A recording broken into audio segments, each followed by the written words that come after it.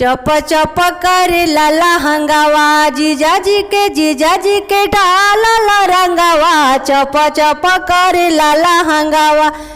कैसे कहिए दीदी जीजा जी के रोहन कहे में लागे बड़ी लाज हो। कबो न आई दीदी ससुरा में तोरा बाउर बाजी जाके मियाज हो।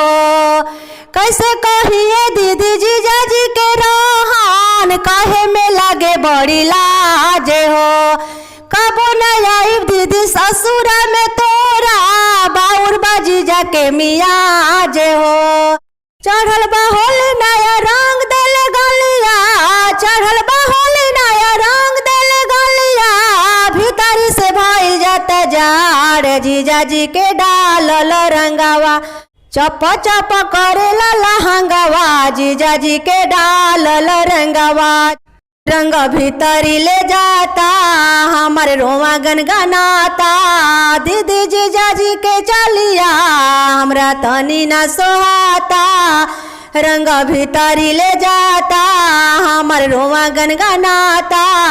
दीदी जीजा जी के चलिया हमरा तनी ना सोहाता।